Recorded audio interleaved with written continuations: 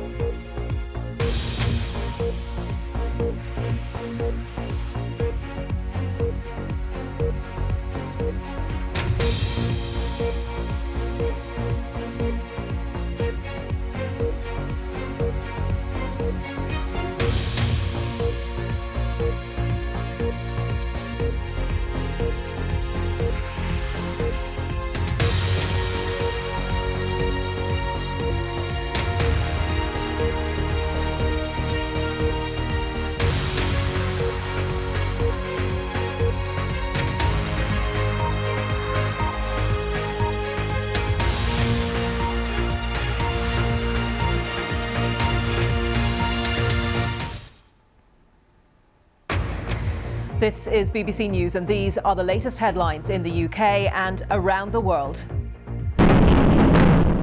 The moment a rocket hit an apartment building in Ukraine's capital as explosions are reported across the city. The number of casualties is still unknown as an evacuation is underway. One eyewitness narrowly escapes the blast. We managed to escape. We were in the kitchen. We were lucky. It was a direct hit into the living room. My wife and elder child have their legs broken open. The younger was taken somewhere by the rescuers. I am looking for him now. Всім доброго ранку, українці. Ukraine's President Zelensky appears in another video in the center of the capital and vows to keep fighting to defend his country. This as many people try to escape the fighting. It's nearly midnight where we are now, and they keep coming. And why is that? To get away from any possibility of attack by Russian troops, by Russian aircraft.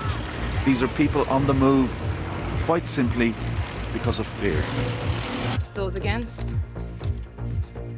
Moscow vetoes a UN Security Council resolution condemning their invasion of Ukraine. China and India abstain. In a rare step, Western nations impose personal sanctions on Vladimir Putin and his Foreign Minister Sergei Lavrov. Showing solidarity with Ukraine, protests continue around the world condemning the Russian invasion.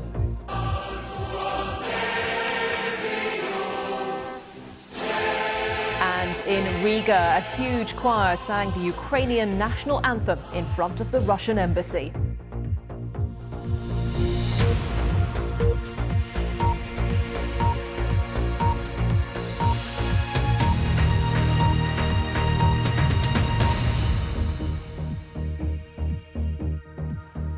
Hello and welcome to BBC News. We start our coverage this hour of the war in Ukraine in Kiev, where heavy gunfire has been heard in the center of the city as the Russian military continues its assault on the capital. The Ukrainian army said it had repelled an attack along one of the main avenues from the west. It also said a battle had broken out around an airport to the south. Well, these dramatic pictures from Kiev show a rocket hitting an apartment building a little earlier today. Emergency services are on the scene and have carried people from the block. It's unclear how many people were in the building at the time of the strike. One resident spoke of his family's escape. We managed to escape. We were in the kitchen. We were lucky. It was a direct hit into the living room. My wife and elder child have their legs broken open. The younger was taken somewhere by the rescuers. I am looking for him now. Всім доброго ранку, українці.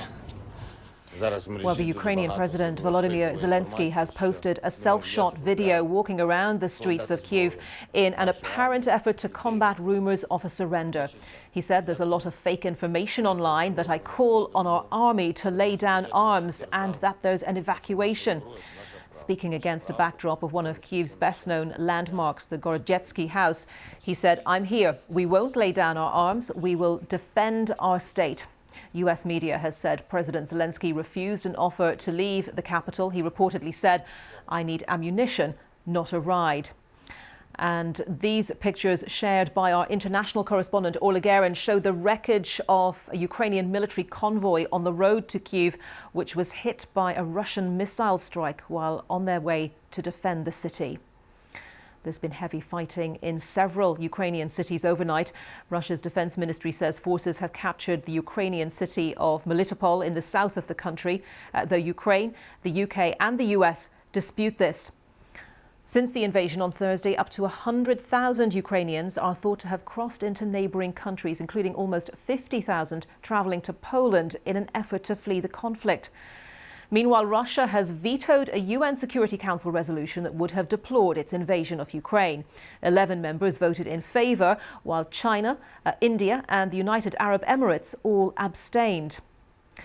Our chief international correspondent, Lise Doucette, is in Kiev for us. And Lise, just explain for us, first of all, a little bit about where you are right now.